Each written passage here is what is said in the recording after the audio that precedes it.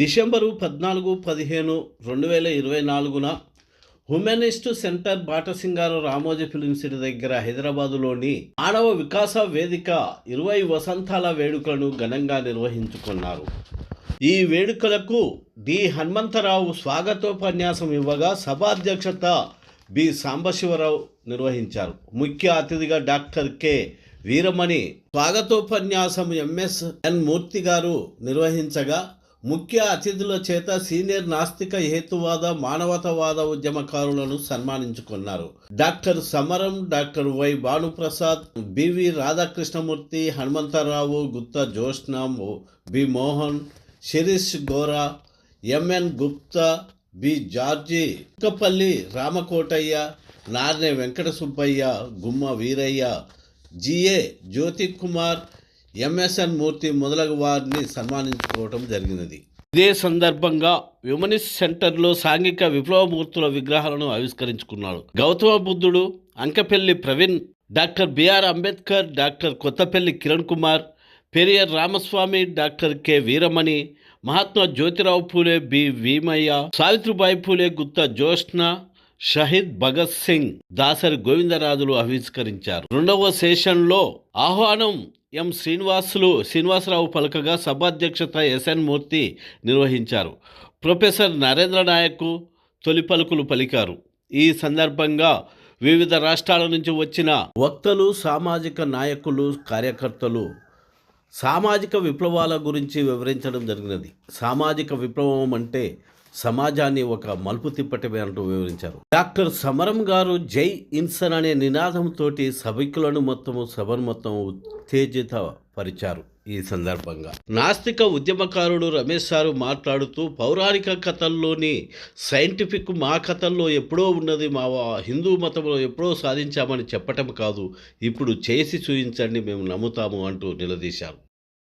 ఒక విచారకరమైన పరిస్థితి ఏంటంటే ఆధునిక వైజ్ఞానిక యుగంలో కూడా మనం ఇంకా హేతువాదం,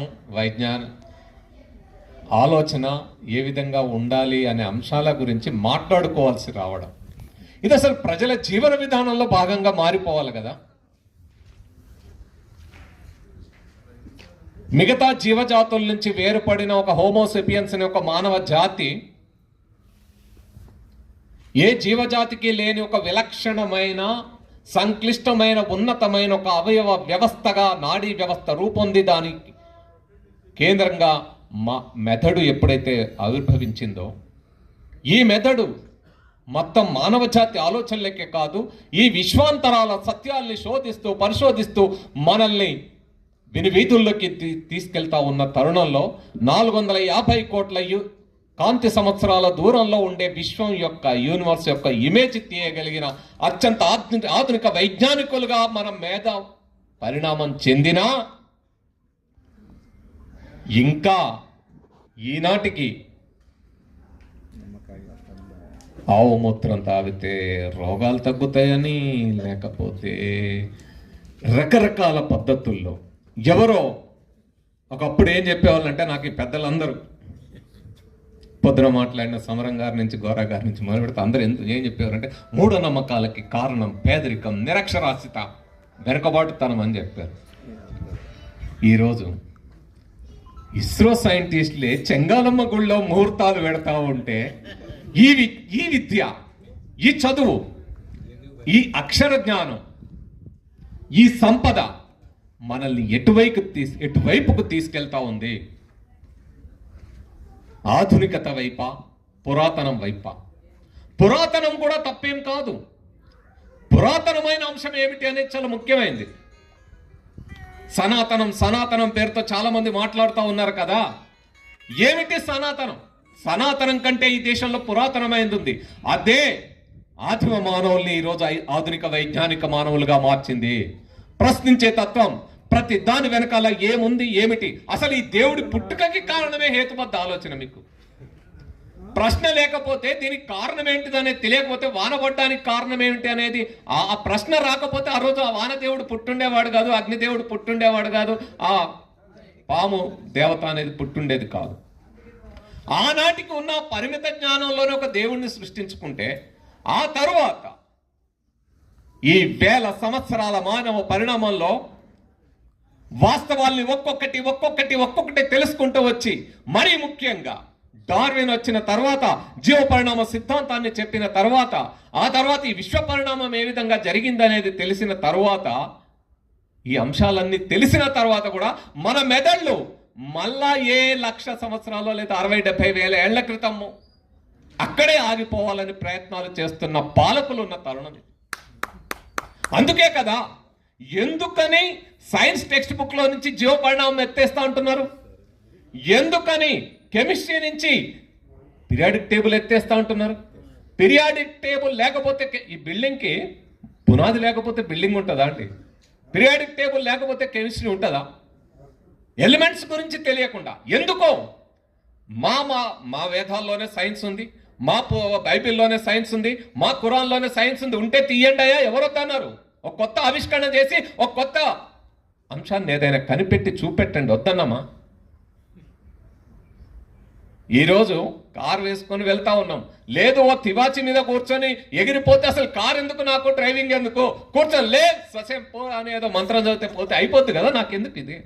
ఆ టెక్నాలజీ ఉంటే తీసి చూపెట్టవచ్చు కదా, ఎవరొద్దన్నారు?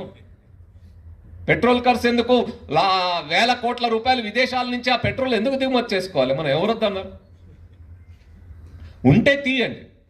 కానీ విషయం ఏంటంటే నా వేదాల్లో, నా ఖురాన్లో, నా బైబిల్లో ఏ 4-5 మూలకాల గురించి, ఎలిమెంట్స్ గురించి ఉంది కాబట్టి ఈ పీరియాడిక్ టేబుల్ తెలిస్తే మీకు 108, 110 మూలకాల గురించి తెలుస్తాయి. ఇవన్నీ క్వశ్చన్ చేస్తావు కాబట్టి మీ మెదళ్ళు ఎదగకుండా మీరు మళ్ళా సనాతనంలోకి వెళ్ళి ఇప్పుడు తిరుగుతా ఉన్నారు కదా రోడ్ల మీద. ఈ రోజు ఎవరు మీడియాలో, టీవీల్లో మీకు చూస్తే ఎవరు కనపడతా ఉన్నారు?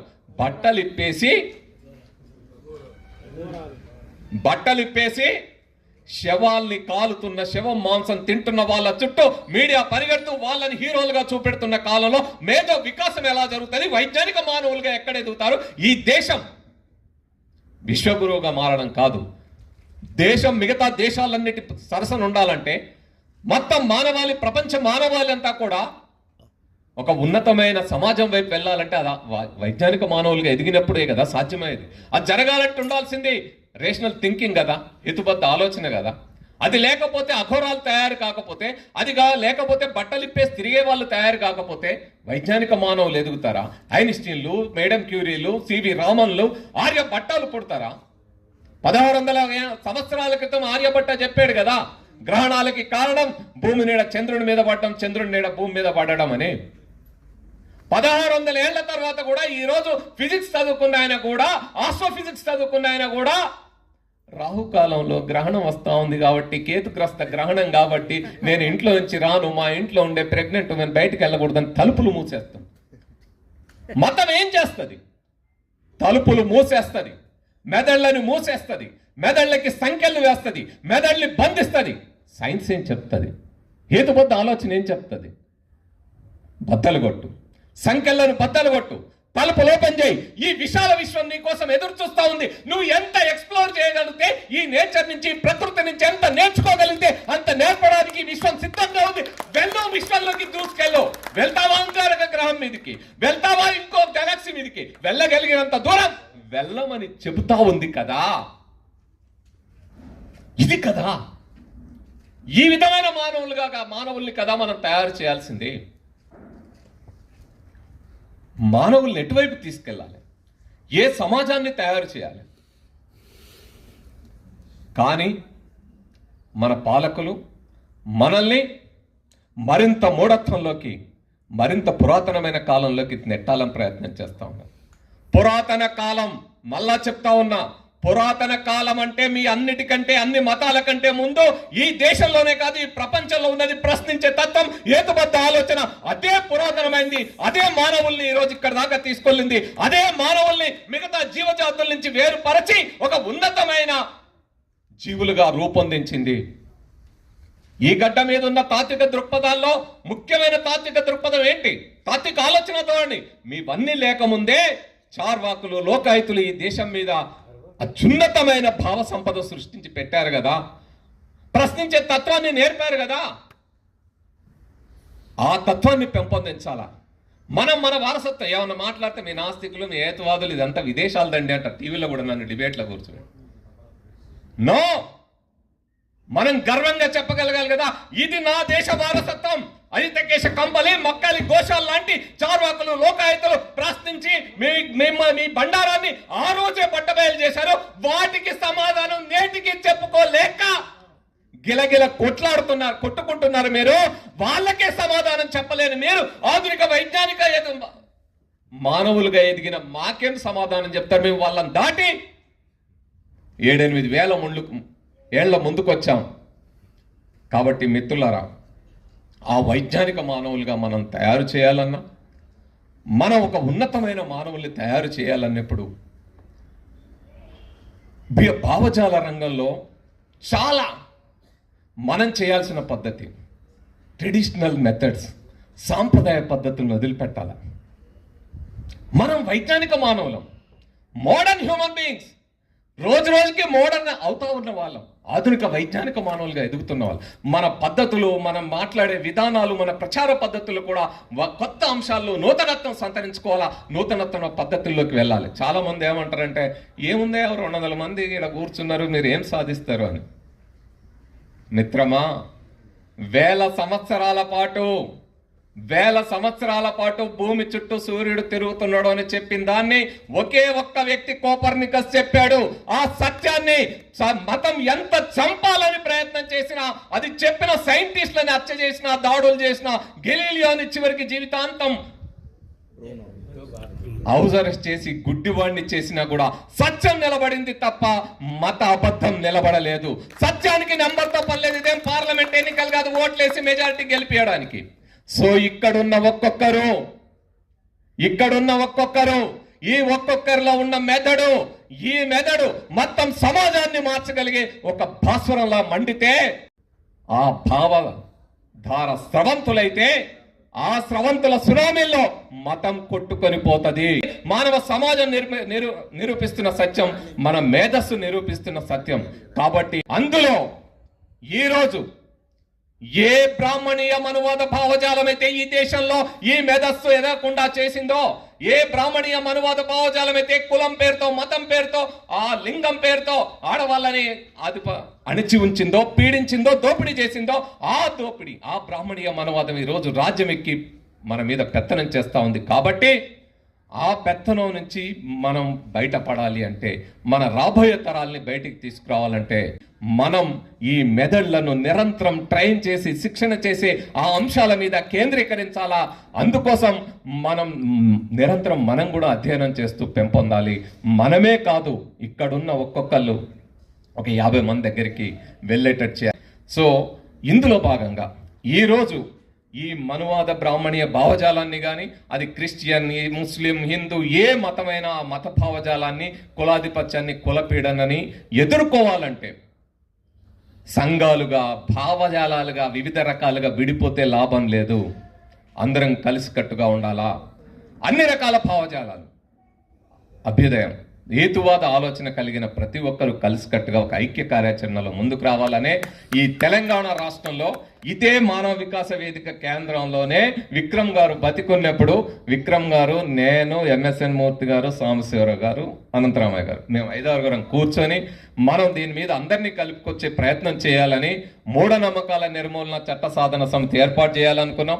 40 సంస్థలతోటి ఆ చట్ట సాధన సమితి ఏర్పడింది, డ్రాఫ్ట్ తయారు చేసినాం. ఇప్పటికే అనేక రకాల కార్యక్రమాలు మనం కలిసి నిర్వహిస్తూ ఉన్నాం. అదేవిధంగా ఇటీవల తెలంగాణ రాష్ట్రంలో హేతువాదుల మీద, నాస్తికుల మీద, భౌతికవాదుల మీద, వైజ్ఞానిక ఆలోచనల పరుల మీద దాడులు జరుగుతూ ఉంటే, మన బైర్ నరేష్ కావచ్చు, టీచర్ల మీద, మన కోటగిరి మల్లికార్జున్ గారు, అతరుల మీద దాడి జరుగుతూ ఉంటే 100కు పైగా సంస్థల్ని కలిపి స్వేచ్ఛ జేఏసీ ఏర్పాటు చేసి మనం ఐక్య కార్యాచరణ చూపెట్టాం. ఇది దేశవ్యాప్తంగా జరగాలి. మనం కూడా ఈ ఐక్య కార్యాచరణ అనుభవాలతో మరింత ముందుగా అందరం కలిసికట్టుగా, అన్ని సంస్థలను కలిసికట్టుగా కదిలినప్పుడు ఖచ్చితంగా ఈ సమాజంలో మార్పు వచ్చి తీరుతుంది. తెలంగాణే కాదు, భారతదేశం కూడా వైజ్ఞానిక భారతంగా, హేతుబద్ధ ఆలోచన విధానం కలిగిన భారతంగా ఎదుగుతుందని, ఆ వైజ్ఞానిక భారతాన్ని నిర్మించడంలో, వైజ్ఞానిక సమాజం నిర్మించడంలో మనందరం కలిసికట్టుగా పనిచేద్దామని తెలియజేస్తూ, ఈ మానవ వికాస వేదిక 20 వసంతాలు జరుపుకుంటున్న సందర్భంగా మా విజ్ఞాన దర్శిని తరఫున అభినందనలు తెలియజేస్తూ